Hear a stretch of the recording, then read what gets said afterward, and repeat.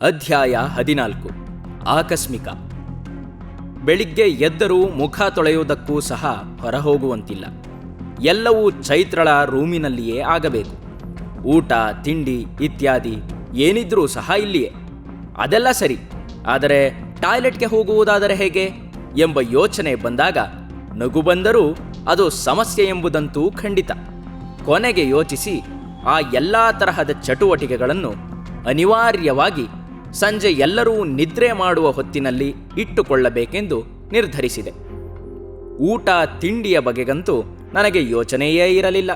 ಚೈತ್ರ ತಂದು ಬಿಡುತ್ತಿದ್ದಳು. ಚೈತ್ರ, ನಾನು, ರವಿ ಮೂವರೂ ಕುಳಿತು ಉಂಡರಾಯಿತು ಅಷ್ಟೆ. ಈಗಲಂತೂ ರವಿ ತನ್ನ ರೂಮಿನ ಸನಿಹಕ್ಕೂ ಸಹ ಹೋಗುವುದಿಲ್ಲ. ಅವನು ಅಲ್ಲಿಯೇ ಇರುತ್ತಿದ್ದ. ನಾನೂ ಅಷ್ಟೆ. ನನ್ನ ಕೋಣೆಯಲ್ಲಿದ್ದ ನನ್ನ ವಸ್ತುಗಳನ್ನೆಲ್ಲ ಚೈತ್ರಳಿಂದ ಇಲ್ಲಿಗೆ ತರಿಸಿಕೊಂಡಿದ್ದೆ. ನಾನು ನನ್ನ ಕೋಣೆಗಂತೂ ಹೋಗುವಂತಿಲ್ಲ. ಅಡಗಿಕೊಂಡಿರಬೇಕಾದ ಅನಿವಾರ್ಯತೆ. ನನಗೆ ಈ ಅವಸ್ಥೆಯಿಂದ ಬಿಡುಗಡೆ ಎಂದಿಗೆ ಆಗುತ್ತದೆಯೋ ಗೊತ್ತಿಲ್ಲ. ಈಗ ಆ ಪ್ರಯತ್ನವೇನಿದ್ದರೂ ವಿಶ್ವನಿಂದ ನಡೆಯಬೇಕು. ನಾನೇನಾದರೂ ಭಾಗವಹಿಸುವುದಿದ್ದರೂ ವಿಶ್ವನಿಗೆ ತಿಳಿಸಿಯೇ ಮುಂದುವರೆಯಬೇಕು. ಇಲ್ಲದಿದ್ದಲ್ಲಿ ಏಟು ತಿಂದು ಈಗಿನಂತೆ ದುರವಸ್ಥೆಗೆ ಗುರಿಯಾಗಬೇಕಾದೀತು. ಎಷ್ಟೋ ಬಾರಿ ನಾವು ತುಂಬ ಜಾಗರೂಕರಾಗಿದ್ದೇವೆ, ಆಗಿಯೇ ಇರುತ್ತೇವೆ ಎಂದುಕೊಂಡಿರುತ್ತೇವೆ. ಆದರೆ ನಮ್ಮ ಅರಿವಿಗೆ ಬಾರದೆ ನಾವು ತಪ್ಪು ಹೆಜ್ಜೆ ಹಾಕಿಬಿಟ್ಟಿರುವುದು ನಮಗೆ ತಿಳಿಯುವುದು ನಂತರವೇ. ಆಗ ಬಹಳ ವಿಳಂಬವಾಗಿರುತ್ತದೆ. ತಪ್ಪು ಘಟಿಸಿ ಹೋಗಿರುತ್ತದೆ. ನಂತರ ಅದನ್ನು ಸರಿಪಡಿಸುವುದು ಅಷ್ಟು ಸುಲಭವೇನೂ ಆಗುವುದಿಲ್ಲ. ಎಚ್ಚರ ಆಯ್ತಾ ಎಂದು ತನ್ನ ಬೆಡ್ಶೀಟನ್ನು ಮಡಚಿಡುತ್ತಿರುವ ಚೈತ್ರ ಕೇಳಿದಳು. ಆಯಿತು ಎಂದೆ. ನಾನು ಮಂಚದ ಮೇಲೆ ಮಲಗಿದ್ದೆ. ನನ್ನ ಪಕ್ಕದಲ್ಲಿ ರವಿ ಮಲಗಿದ್ದ. ಚೈತ್ರ ಕೆಳಗೆ ನೆಲದ ಮೇಲೆ ಹಾಸಿಗೆ ಹಾಸಿ ಮಲಗಿದ್ದವಳು ಈಗ ಹಾಸಿಗೆಯನ್ನು ಸುರುಳಿ ಮಾಡಿಟ್ಟಿದ್ದಳು. ರವಿ ಎನ್ನುತ್ತಾ ಒಮ್ಮೆ ಮಗ್ಗಲು ಬದಲಾಯಿಸಿ ಮಲಗಿದನೇ ಹೊರತು ಎಚ್ಚರಾದಂತೆ ತೋರಲಿಲ್ಲ. ಈ ದಿನದಿಂದ ಒಂದೆರಡು ದಿನ ನಾನು ನಿನಗೆ ಕಷ್ಟ ಕೊಡ್ತಿರ್ತೇನೆ ಎಂದು ಪ್ರಾರಂಭಿಸಿದ ನನ್ನ ಮಾತು ಪೂರ್ಣಗೊಳ್ಳಲು ಚೈತ್ರ ಬಿಡಲಿಲ್ಲ. ಅಲ್ಲ, ನಾನು ನಿಮಗೆ ಈಗಾಗಲೇ ಕಷ್ಟ ಕೊಟ್ಬಿಟ್ಟಿದ್ದೀನಿ. ಈಗ ನೀವು ನನಗೆ ಕೊಡ್ತಿರೋದು ಕಷ್ಟವೇನಲ್ಲ, ಬದಲಿಗೆ ಒಂದಷ್ಟು ನೆಮ್ಮದಿಯನ್ನು ಕೊಡ್ತಿದ್ದೀರಾ ಎಂದು ಸಣ್ಣನಗೆ ನಕ್ಕಳು. ಆದರೂ ಅವಳಿಗೆ ನಾನು ಕೊಡುತ್ತಿರುವ ಈ ತೊಂದರೆಯಲ್ಲಿ ನೆಮ್ಮದಿ ಇದೆಯಂತೆ. ಹೇಗೆಂದು ನನಗೂ ಅರ್ಥವಾಗಲಿಲ್ಲ. ಅದನ್ನೇ ಪ್ರಶ್ನಿಸುತ್ತಾ ಏಕೆ ಸುಮ್ಮನೆ ಕುಳಿತುಕೊಳ್ಳಲಿ? ಸದ್ಯಕ್ಕೆ ನನಗಂತೂ ಸೇವೆಯೋ ಸಹಕಾರವೋ ಎಂಥದೋ ಎಲ್ಲದರ ಅಗತ್ಯವೂ ಇದೆ ಎನಿಸುತ್ತದೆ. ಏಕೆಂದರೆ ನಾನು ಈ ಸಮಯದಲ್ಲಿ ಅಸಹಾಯಕ ತಾನೇ.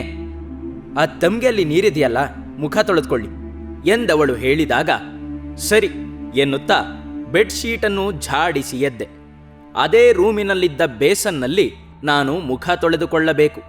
ಸದ್ಯ ಮೊದಲಿಗೆ ಹಲ್ಲನ್ನು ಬ್ರಷ್ ಮಾಡಬೇಕಲ್ಲ.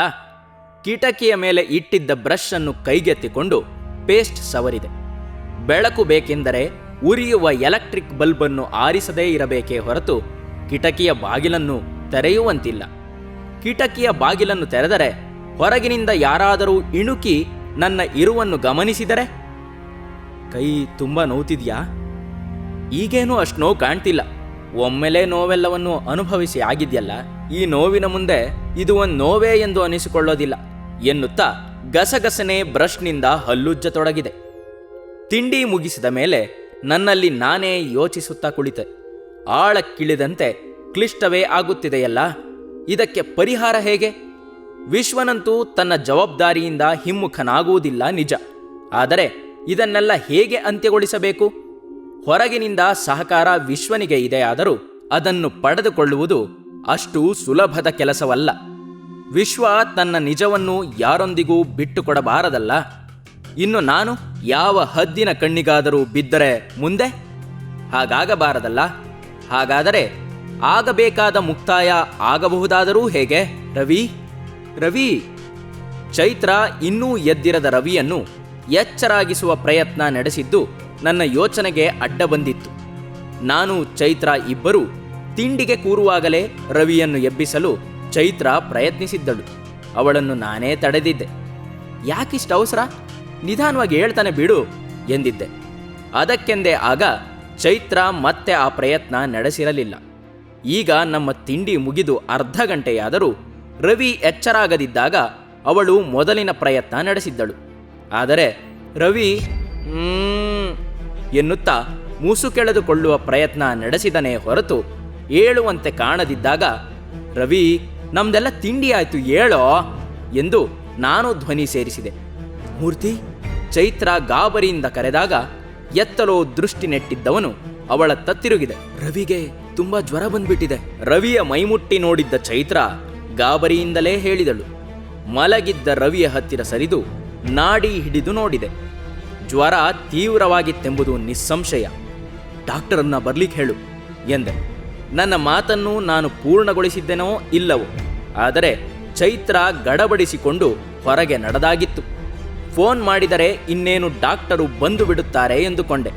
ಆದರೆ ಫೋನ್ ಮಾಡಲು ಹೋಗಿದ್ದ ಚೈತ್ರ ಸಪ್ಪೆ ಮೋರೆ ಹೊತ್ತು ದುಗುಡದಿಂದಲೇ ಹಿಂತಿರುಗಿ ಬಂದಿದ್ದಳು. ಫೋನ್ ಸರಿಯಿಲ್ಲ. ಓಹೋ ಎಂದೆ. ನನಗೂ ಆತಂಕವಾಗಿತ್ತು. ಫೋನ್ ಮಾಡಿದ್ರೆ ಶಾಸಕರ ಮನೆಗೆ ಡಾಕ್ಟರು ಅವಶ್ಯ ಬರ್ತಿದ್ರು. ಆದರೆ ಈಗ ಫೋನೇ ಸರಿ ಇಲ್ವಲ್ಲ, ಯಾರಾದರೂ ಒಬ್ಬ ಆಳನ್ನು ಕಳಿಸು ಎಂದೆ.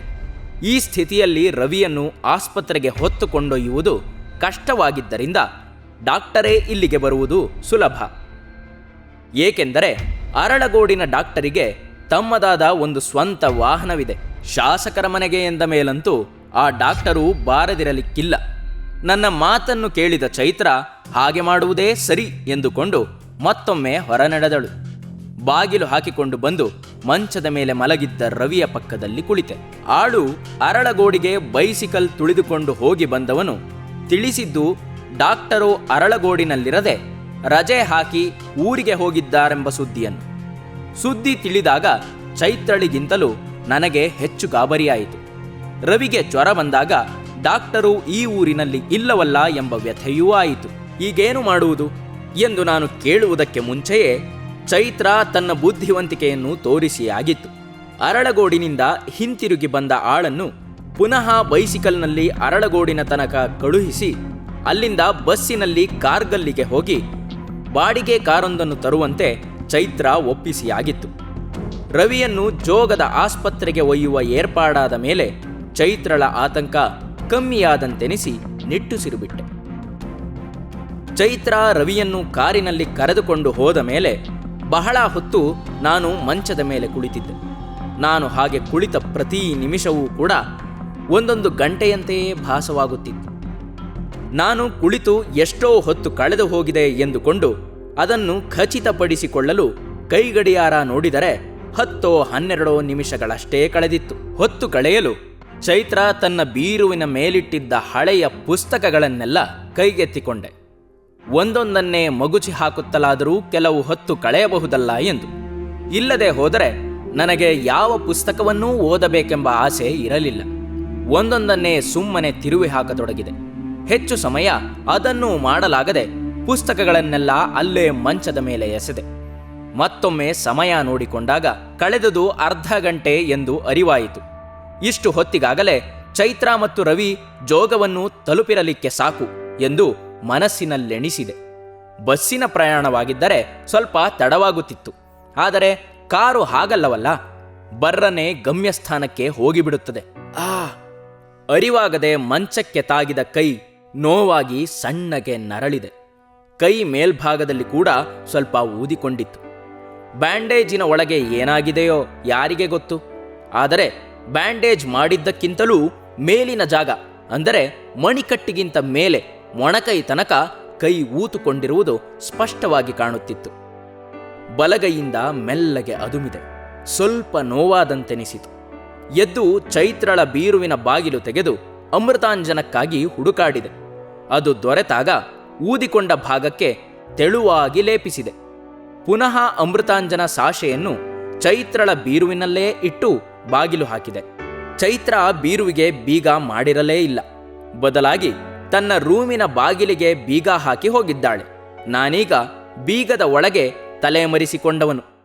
ಚೈತ್ರ ತನ್ನ ರೂಮಿನ ಬಾಗಿಲಿಗೆ ಬೀಗವಿಕ್ಕಿ ಹೋದುದು ಒಳಗೆ ಯಾರೂ ಇರಲಿಲ್ಲವೆಂಬುದನ್ನು ಸ್ಪಷ್ಟಪಡಿಸಲು. ಹಾಗಿಲ್ಲದಿದ್ದಲ್ಲಿ ಹೊರಗಿನಿಂದ ಯಾರಾದರೂ ರೂಮಿಗೆ ನುಗ್ಗಿದರೆ ನನ್ನ ಇರುವು ಬಯಲಾಗುತ್ತದೆ ಎಂದು ಯೋಚಿಸುತ್ತಲೇ ಮತ್ತೊಮ್ಮೆ ಸಮಯ ನೋಡಿದೆ. ಮೊದಲು ನೋಡಿದ ಸಮಯಕ್ಕಿಂತ ಈಗ 15 ನಿಮಿಷಗಳು ಹೆಚ್ಚಿಗೆ ಕಳೆದಿತ್ತು. ಅಂದರೆ ಚೈತ್ರ ಮತ್ತು ರವಿ ಇಲ್ಲಿಂದ ಹೊರಟು 3/4 ಗಂಟೆಯಾಗಿದೆ. ಅವರು ತಿರುಗಿ ಬರಲಿಕ್ಕೆ ಎಷ್ಟೇ ಅವಸರವೆಂದರೂ ಸಹ ಇನ್ನರ್ಧ ಗಂಟೆಯೇ ಬಹಳವೆನಿಸಿದಾಗ ಹೇಗಪ್ಪ ಸಮಯ ಕಳೆಯೋದು ಎಂದುಕೊಂಡೆ. ಸುಮ್ಮನೆ ಹಲವು ಬಗೆಯಾಗಿ ಚಿಂತನೆ ನಡೆಸುತ್ತಾ ವ್ಯರ್ಥ ಕೂರುವುದಕ್ಕಿಂತ ಮಲಗಿದರೆ ನಿದ್ರೆಯಾದರೂ ಬಂದೀತೇನೋ ಎನಿಸಿತು. ಬೆಳಿಗ್ಗೆ ತಿಂಡಿ ಮುಗಿಸಿ ಮತ್ತೆ ಮಲಗುವುದು ಶುದ್ಧ ಸೋಮಾರಿ ಲಕ್ಷಣವೇನೋ ನಿಜ. ಆದರೆ ನಾನೀಗ ಸಮಯ ಕಳೆಯಬೇಕಾದರೂ ಹೇಗಾದರೂ ಕಾಲ ಕೊಲ್ಲಬೇಕಲ್ಲ. ಅದಕ್ಕೆಂದು ಅನಿವಾರ್ಯವಾಗಿ ಮಂಚದ ಮೇಲೆ ಉರುಳಿಕೊಂಡ ತಕ್ಷಣವೇ ತಲೆಯೊಳಗೊಂದು ಹೊಸ ಯೋಚನೆ ಹೊಳೆದು ದಡ್ಡನೆ ಎದ್ದು ಕುಳಿತೆ.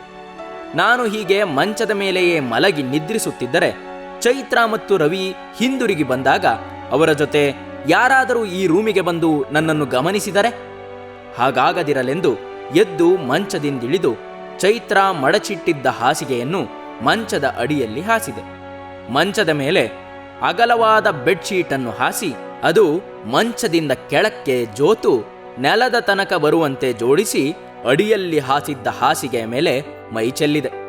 ನಿದ್ರೆ ಯಾವಾಗ ಬಂದಿತ್ತೋ ಗೊತ್ತಿಲ್ಲ. ಎಚ್ಚರಾದ ಮೇಲೆಯೇ ತಿಳಿದದ್ದು ನನಗೆ ಈವರೆಗೆ ನಿದ್ರೆ ಬಂದಿತ್ತೆಂದು. ಬಲಗೈಗೆ ಬಿಗಿದುಕೊಂಡಿದ್ದ ವಾಚನ್ನು ಮುಖಕ್ಕೆ ಹತ್ತಿರ ಹಿಡಿದುಕೊಂಡು ನೋಡಿದೆ. ಮಧ್ಯಾಹ್ನದ 1 ಗಂಟೆ ಆಗಿತ್ತು. ಅರೆ ಮಂಪರಿನಲ್ಲಿಯೂ ಹಸಿವೆ ಕಾಡಿದುದು ಸ್ಪಷ್ಟವಾಗಿಯೇ ಅರಿವಾಗಿ ಇನ್ನೂ ಮಲಗಿರಲು ಸಾಧ್ಯವಿಲ್ಲ ಎನಿಸಿ ದಡ್ಡನೆ ಎದ್ದರೆ ತಲೆಗೆ ಮಂಚದ ಅಡಿಭಾಗ ಬಡಿದೀತೆಂದು ನಿಧಾನವಾಗಿ ಹೊರಕ್ಕೆ ಜಾರಿದೆ. ಎದ್ದು ಕುಳಿತು ರೂಮಿನ ಸುತ್ತಲೂ ಕಣ್ಣು ಹಾಯಿಸಿದೆ. ಚೈತ್ರ ಇಷ್ಟು ಹೊತ್ತಿಗೆ ಬಂದಿರಬೇಕು ಎಂಬುದು ನನ್ನ ಅನಿಸಿಕೆ. ಆದರೆ ನನ್ನ ಅನಿಸಿಕೆ ಸುಳ್ಳಾಗಿತ್ತು. ಜೋಗದ ಆಸ್ಪತ್ರೆಗೆಂದು ರವಿಯನ್ನು ಕಾರಿನಲ್ಲಿ ಕರೆದುಕೊಂಡು ಹೋಗಿದ್ದ ಚೈತ್ರ ಮಧ್ಯಾಹ್ನ 1 ಗಂಟೆಯಾದರೂ ಬಂದಿಲ್ಲಬೇಕೆ? ಅಲ್ಲಿ ಏನಾದರೂ ತೊಂದರೆಯಾಗಿರಬಹುದೇ? ಅಥವಾ ರವಿಯ ಜ್ವರ ಮತ್ತೂ ಹೆಚ್ಚಾಗಿರಬಹುದೇ? ಅಥವಾ ಡಾಕ್ಟರು ರವಿಯನ್ನು ಆಸ್ಪತ್ರೆಯಲ್ಲಿಯೇ ಬಿಟ್ಟಿಕೊಂಡಿರಲು ಸೂಚಿಸಿದರೆ? ಎಲ್ಲಕ್ಕಿಂತ ಹೆಚ್ಚಿನದಾಗಿ ರವಿಗೆ ತುಂಬಾ ಜ್ವರವಿರುವುದರಿಂದ ಆಸ್ಪತ್ರೆಯಲ್ಲಿಯೇ ಇರಲು ಸೂಚಿಸಿರಬಹುದು ಎಂಬುದನ್ನೇ ಗಟ್ಟಿ ಮಾಡಿಕೊಂಡೆ. ರವಿ ಈಗಿನ ಅವಸ್ಥೆಯಲ್ಲಿ 1-2 ದಿನ ಆಸ್ಪತ್ರೆಯಲ್ಲಿಯೇ ಇದ್ದು ಚಿಕಿತ್ಸೆ ಪಡೆಯುವುದು ಸೂಕ್ತವೆನಿಸಿತು. ಎಲ್ಲವನ್ನೂ ಒಮ್ಮೆ ಯೋಚಿಸಿದ ಮನಸ್ಸು ಮತ್ತೆ ತಾಳ ಹಾಕುತ್ತಿದ್ದ ಹೊಟ್ಟೆಯ ಕಡೆಗೆ ವಾಲಿತ್ತು. ಇದಕ್ಕೆ ಮೊದಲು ಪರಿಹಾರ ಬೇಕಲ್ಲ. ಬೆಳಿಗ್ಗೆ ರವಿ ತಿಂಡಿ ತಿನ್ನದೇ ಇದ್ದುದರಿಂದ ಅವನ ಪಾಲಿಗಿಂತ ಹೆಚ್ಚಾಗಿಯೇ ಇರುವ ಕುಟ್ಟಿದ ಅವಲಕ್ಕಿ ಇರುವುದನ್ನು ನೆನಪಿಸಿಕೊಂಡೆ. ಅವಲಕ್ಕಿಯನ್ನು ರವೆಯ ಗಾತ್ರಕ್ಕೆ ಕುಟ್ಟಿ ಪುಡಿ ಮಾಡಿ ಹುಳಿಯುಪ್ಪು ಸೇರಿಸಿದ ಕುಟ್ಟಿದ ಅವಲಕ್ಕಿಯನ್ನು ನೆನಪಿಸಿಕೊಂಡಾಗ ಬಾಯಲ್ಲಿ ನೀರೂರಿತು. ದಡಬಡನೆ ಎದ್ದು ಮುಚ್ಚಿಟ್ಟಿದ್ದ ಟಿಫನ್ ಕ್ಯಾರಿಯರ್ನ ಮುಚ್ಚಳ ತೆಗೆದು ಕುಟ್ಟಿದ ಅವಲಕ್ಕಿಯನ್ನು ಯಥೇಚ್ಛವಾಗಿ ಮೆಲ್ಲತೊಡಗಿದೆ. ಸಂಜೆಯಾಗತೊಡಗಿದ್ದನ್ನು ಸಮಯ ತೋರಿಸುತ್ತಿತ್ತು. ಬೆಳಿಗ್ಗೆ ಹೋಗಿದ್ದ ಚೈತ್ರ ಮತ್ತು ರವಿ ಇನ್ನೂ ಬರದ ಕಾರಣವೇನೂ ತಿಳಿಯಲಿಲ್ಲ. ಎದೆಯೊಳಗೆ ಏನೋ ತಳಮಳ, ಹೇಳಿಕೊಳ್ಳಲಾಗದ ಅವ್ಯಕ್ತ ಆತಂಕ. ಏಕೆ ಹೀಗಾಗುತ್ತಿದೆ ಎಂದು ಅರ್ಥವಾಗದೆ ತೊಳಲಾಟಕ್ಕೆ ಬಿದ್ದೆ. ರವಿ ಒಂದು ವೇಳೆ ಆಸ್ಪತ್ರೆಯಲ್ಲಿಯೇ ಇರುವುದಾದರೂ ಚೈತ್ರ ಸಂಜೆಗೆ ಮುಂಚಿತವಾಗಿ ಒಮ್ಮೆ ಇಲ್ಲಿಗೆ ಬಂದು ಹೋಗಲೇಬೇಕು. ಯಾಕೆಂದರೆ ನನಗೆ ವಿಷಯ ತಿಳಿಸಬೇಕಲ್ಲ. ಸಂಜೆಯಾದರೂ ಅವಳು ಬಾರದಿದ್ದರೆ ನಾನು ಆತಂಕಗೊಳ್ಳುತ್ತೇನೆಂಬುದು ಅವಳಿಗೂ ಗೊತ್ತಲ್ಲ. ಬೆಳಗಿನಿಂದ ಕಾದು ಕಾದು ಆದ ಬೇಸರಕ್ಕಿಂತ ಈಗ ಆಗುತ್ತಿರುವ ದುಗುಡವನ್ನು ಹತ್ತಿಕ್ಕಿಕೊಳ್ಳುವುದು ಅತೀ ಪ್ರಯಾಸವಾಗತೊಡಗಿತ್ತು. ಈಗ ಬರಬಹುದು, ಆಗ ಬರಬಹುದು ಎಂಬ ನನ್ನ ನಿರೀಕ್ಷೆ ಬದಲಾಗಿ ಚೈತ್ರಳಿಗೆ ಏನಾದರೂ ಅಪಾಯವಾಗಿರಬಹುದೇ? ಹಾಗೇನಾದರೂ ಆಗಿಬಿಟ್ಟಿದ್ದರೆ ಎಂಬ ಆತಂಕ ಮನಸ್ಸಿನಲ್ಲಿ ಆಕಸ್ಮಿಕವಾಗಿ ಮೂಡಿತ್ತು. ಏನೇನೋ ಕಲ್ಪನೆಗಳನ್ನು ಮನಸ್ಸಿನ ತುಂಬಿಕೊಂಡಾಗ ಕೂರಲು ನಿಲ್ಲಲು ಮನಸ್ಸಾಗಲಿಲ್ಲ. ಅನುಭವಿಸಲಾಗದ ಮೂಕ ಸಂಕಟಕ್ಕೆ ಒಳಗಾಗತೊಡಗಿದ್ದವನು ಕಾರು ಬಂದರೆ ಶಬ್ದ ಕೇಳೀತೆಂಬ ನಿರೀಕ್ಷೆಯಿಂದಲೇ ಕಿಟಕಿಯ ಬಾಗಿಲನ್ನು ಸ್ವಲ್ಪ ತೆರೆದೆ. ತಣ್ಣನೆಯ ಗಾಳಿ ಒಳನುಗ್ಗಿ ಬಂದು ಮುಖಕ್ಕೆ ಅಪ್ಪಳಿಸಿತಾದರೂ ಹಿಂದಿನಿಂದ ತೆರೆಯಾಗಿ ಬರುತ್ತಿದ್ದ ಜಯಘೋಷಗಳು ಕಿವಿಗೆ ಕರ್ಕಶವಾದಂತೆನಿಸಿತು. ಮಂತ್ರಿಗಳಿಗೆ ಜಯವಾಗಲಿ, ರಾಮಚಂದ್ರರಾಯರು ಚಿರಾಯುವಾಗಲಿ, ಧೀಮಂತ ನಾಯಕರಿಗೆ ಜಯವಾಗಲಿ ಕಿವಿಯನ್ನು ಅಪ್ಪಳಿಸುವಂತೆ ಕೂಗುತ್ತಿದ್ದ ಜನರ ಕೂಗನ್ನು ಹೆಚ್ಚು ಹೊತ್ತು ಕೇಳಿಸಿಕೊಳ್ಳಲು ನನ್ನಿಂದ ಸಾಧ್ಯವಾಗಲಿಲ್ಲ.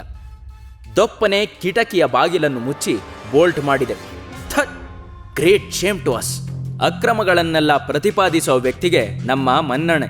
ಅಂಥವರನ್ನೇ ನಾವು ಮತ್ತು ಅಟ್ಟಕ್ಕೆ ಏರಿಸುತ್ತಾ ಹೋಗುತ್ತಿದ್ದೇವೆ. ಸಾಮಾನ್ಯನೊಬ್ಬನನ್ನು ಶಾಸಕನನ್ನಾಗಿ ಸತ್ಪ್ರಜೆಯಾಗಿ ಆರಿಸುತ್ತೇವೆ. ಆರಿಸಿ ಬಂದ ವ್ಯಕ್ತಿ ಮಾಡಿದುದನ್ನೆಲ್ಲ ಸೈರಿಸಿಕೊಳ್ಳುತ್ತೇವೆ.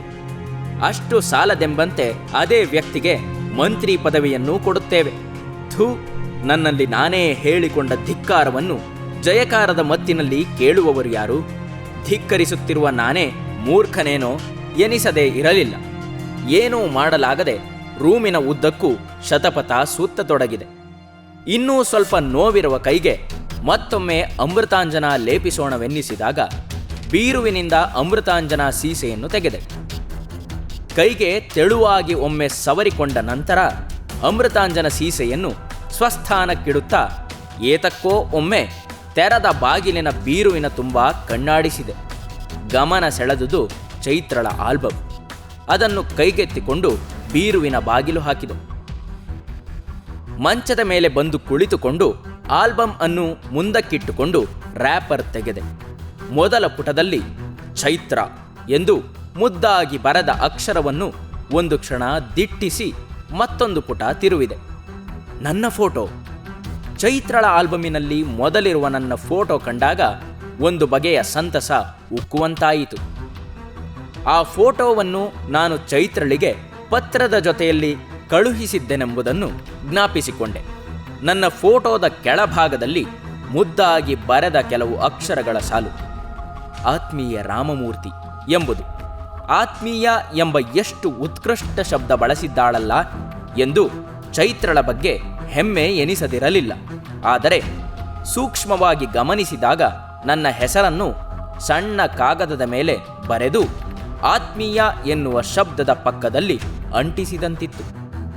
ಅಂದರೆ ಇಲ್ಲಿ ಬೇರೊಬ್ಬರ ಹೆಸರಿದ್ದಿರಬಹುದು. ಆದರೆ ಈಗ ಆ ಹೆಸರಿನ ಬದಲಾಗಿ ನನ್ನ ಹೆಸರು ಆ ಸ್ಥಾನವನ್ನು ಆಕ್ರಮಿಸಿಕೊಂಡಿದೆ ಎಂದುಕೊಂಡೆ. ನನ್ನ ಹೆಸರಿಗಿಂತ ಮುಂಚಿತವಾಗಿ ಬಹುಶಃ ಆ ಸ್ಥಾನದಲ್ಲಿ ದಿವಾಕರ ಎಂಬ ಹೆಸರು ಇದ್ದಿರಬಹುದು ಎಂದು ಸುಲಭವಾಗಿ ಯೋಚಿಸಿದೆ. ಹಿಂದೆ ಏನೇ ಇದ್ದಿರಲಿ, ಈಗ ನನಗಿದೆಯಲ್ಲ ಆ ಸ್ಥಾನ. ಪುಟ ತಿರುವಿದೆ. ಮುದ್ದಾದ ಮಗುವಿನ ಫೋಟೋ. ಮಗು ಚೆನ್ನಾಗಿದೆ ಎಂದುಕೊಂಡು ಕೆಳಭಾಗದಲ್ಲಿ ಬರೆದ ಶೀರ್ಷಿಕೆಯತ್ತ ಕಣ್ಣು ಹಾಯಿಸಿದೆ. ನಾನು ಎಂದು ಬರೆದಿದ್ದುದರಿಂದ ಈ ಮಗುವಿನ ಫೋಟೋ ಚೈತ್ರಳದ್ದೇ ಇರಬೇಕೆಂದು ಸ್ಪಷ್ಟಪಡಿಸಿಕೊಂಡೆ. ಅದಕ್ಕಿಂತ ಮುಂದಿನ ಪುಟದಲ್ಲಿದ್ದುದು ಚೈತ್ರಳ ಇತ್ತೀಚೆಗಿನ ಫೋಟೋ. ಅವಳು ನನಗೆ ಕಳುಹಿಸಿದ ಫೋಟೋದ ಮತ್ತೊಂದು ಪ್ರತಿ. ಇದರ ಕೆಳಭಾಗದಲ್ಲಿಯೂ ನಾನು ಎಂದು ಬರೆದಿತ್ತು. ಬೆಳಗಿನಿಂದ ಚೈತ್ರಳನ್ನು ಕಾಣದಿರುವುದರಿಂದಲೋ ಅಥವಾ ಅವಳು ಬರುವುದನ್ನೇ ನಿರೀಕ್ಷಿಸುತ್ತಿರುವುದರಿಂದಲೋ ಅರ್ಥವಾಗದೆ ಅವಳ ಫೋಟೋದ ಮೇಲೊಮ್ಮೆ ಕೈಯಾಡಿಸಿ ಮುಂದಿನ ಪುಟಕ್ಕಾಗಿ ತಿರುವಿದೆ. ಅಕ್ಕ ಮತ್ತು ಭಾವ ಎಂದು ಬರೆದ ಶೀರ್ಷಿಕೆಯ ಮೇಲ್ಭಾಗದಲ್ಲಿ ರಾಮಚಂದ್ರರಾಯರು ದಂಪತಿಯುಕ್ತವಾಗಿದ್ದ ಫೋಟೋ. ಅಕ್ಕ ಎಂದು ಒಮ್ಮೆ ಗುನುಗಿಕೊಂಡು ಅನುಮಾನ ಬಂದರೂ ಮುಂದಿನ ಪುಟ ನೋಡಿದೆ. ಮಾತೃಶ್ರೀ ಮತ್ತು ತೀರ್ಥರೂಪರು ಎಂಬ ತಲೆಬರಹದ ಮೇಲ್ಭಾಗದಲ್ಲಿ ಇರುವ ಫೋಟೋ ನಾನು ಮನೆ ಬಿಟ್ಟು ಹೊರಡುವಾಗ ಬಾಗಿಲ ಪಕ್ಕದಲ್ಲಿದ್ದ ನನ್ನ ತಂದೆ ತಾಯಿಯರ ಫೋಟೋ. ಬೆರಗುಗಣ್ಣಿನಿಂದ ನನ್ನ ಅನುಮಾನ ಪರಿಹರಿಸಿಕೊಳ್ಳಲು ಮತ್ತೊಮ್ಮೆ ಸ್ಪಷ್ಟವಾಗಿ ಗಮನಿಸಿದೆ. ನಾನು ಮನೆ ಬಿಟ್ಟು ಹೊರಡುವಾಗ ಮಗುವಾಗಿದ್ದ ಪಾಪು ನನ್ನ ತಂಗಿ. ಆಶ್ಚರ್ಯ, ಆಕಸ್ಮಿಕವಾಗಿ ತಿಳಿದ ಸತ್ಯದಿಂದ ಸಂತಸ ಎಲ್ಲವೂ ಏಕಕಾಲದಲ್ಲಿ ಹೃದಯ ತುಂಬತೊಡಗಿತ್ತು. ಚೈತ್ರಾ ಎಂದು ಅರಚಿದೆ.